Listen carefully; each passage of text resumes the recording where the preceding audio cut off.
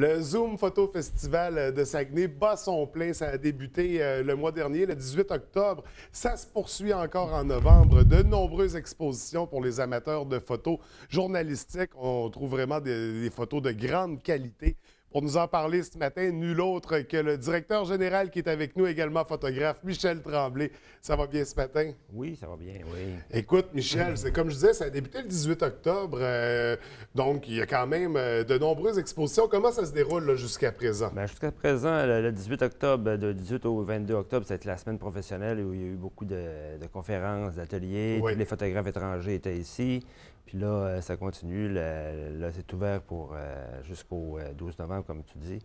Et puis, on voit que l'achalandage est quand même, d'après les chiffres de la pulperie, c'est très bon cette année. Oui, oui. Oui, donc il y a beaucoup de personnes qui vont visiter les expositions.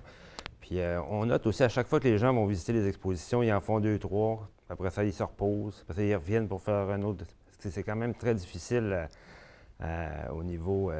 C'est des images très dures à voir. Oui, aussi. oui, tout à fait. C'est de la photo journalistique. Il n'y a pas juste le sport là-dedans qui en général, ça c'est le fun à regarder, mais il y a le côté plus dramatique de l'humanité aussi qui va être présenté là-dedans, des images qui peuvent être parfois dures. Il faut dire aussi que le festival s'étend sur le territoire de la ville de Saguenay parce que c'est pas seulement à la pulperie, il y a des expositions extérieures, il y en a à la baie, il y en a un peu partout. Le festival, depuis le début et depuis 2010, est présenté sur tout le territoire de Saguenay, c'est-à-dire à la baie, à Jonquière et à Chicoutimi.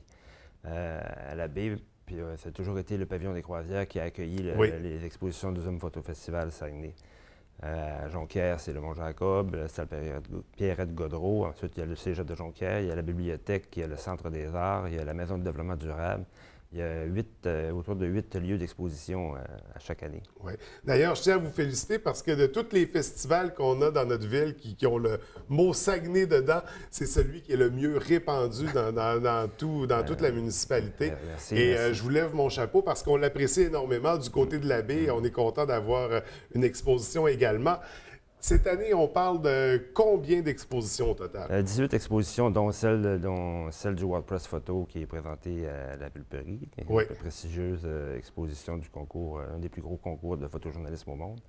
Ensuite, le reste des expositions, comme ici au Pavillon des Croisières, on est content. On présente, c'est une décision qu'on a prise cette année, on présente une sorte de résumé du festival. Donc, il y a 40 photos. Les 40 photos, c'est un peu en sorte à quoi ressemble le festival cette année. OK. Donc tiré de chacune des expositions. Exactement, oui. Donc, on touche, comme pour le reste du festival, on touche, mettons, à la sécheresse en Afrique, on touche aux migrations des peuples, on touche aussi à les gens qui traversent la frontière canadienne pour venir s'établir au Canada, les Haïtiens. Ensuite, on a des conflits amérindiens au Dakota pour le pipeline Keystone. Après ça, les mines antipersonnelles en Colombie. Donc, et l'attentat de la Mosquée de Québec aussi. Oui. Donc, on touche, je trouve qu'on a une belle programmation qui couvre tous les événements Oui, donc des choses qui sont arrivées partout dans le monde, mais souvent près de chez nous aussi. On a parlé des attentats de Québec. Ça demeure fascinant, ces types de photographies-là aussi, qui se touchent au drame humain, bien sûr.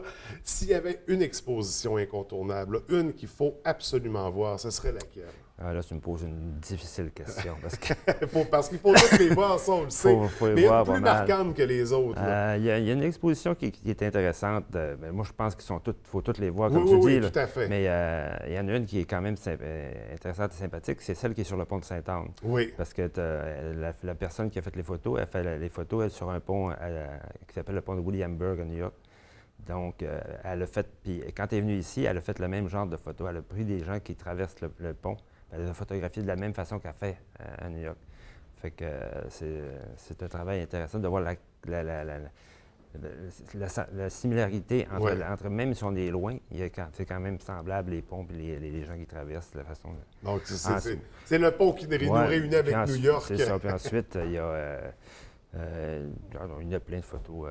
Oh, oui, mais c'est ça. Sur le pont Sainte-Anne aussi, il faut dire, il y a le contexte. C'est agréable d'une exposition extérieure puis de traverser le pont pour voir ces nombreuses photographies. Du côté de la pulperie, il y a quand même pas mal d'expositions. Oui, la pulperie, il y a les meilleures photos de la presse, canadienne.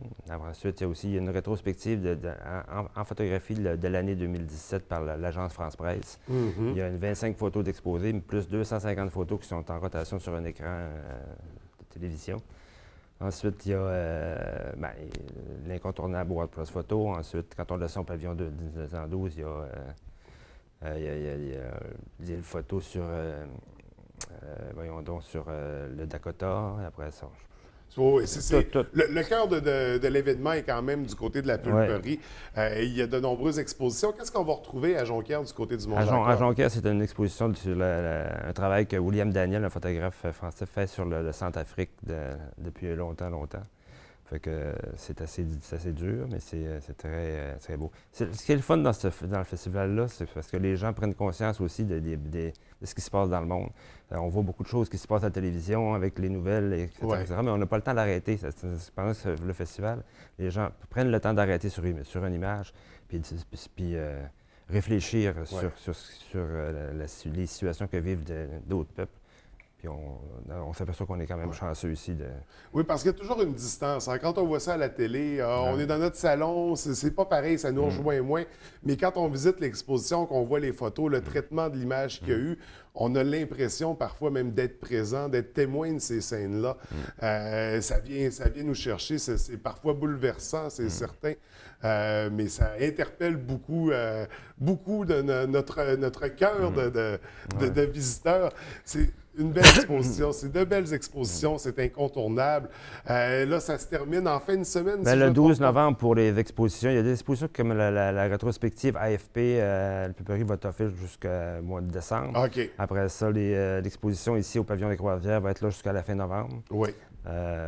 Puis les autres expositions, normalement, ils sont décrochés, puis on espère donner une seconde vie des fois, qu'il y en a qui sont présentés à Montréal. Oui, tout à fait. Souvent, ça va se poursuivre, les tournées.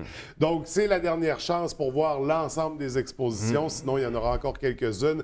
Et il y aura toujours, pendant le mois de novembre, le résumé du côté du pavillon des Croisières que les gens pourront toujours aller visiter. Et là, est-ce qu'il y a, parce qu'on sait au début, ça commence avec des conférences, des rencontres, est-ce qu'il y a encore quelques événements à venir? Ça, c'est terminé. Ça, c'est toujours dans la première semaine qu'on fait ces choses-là.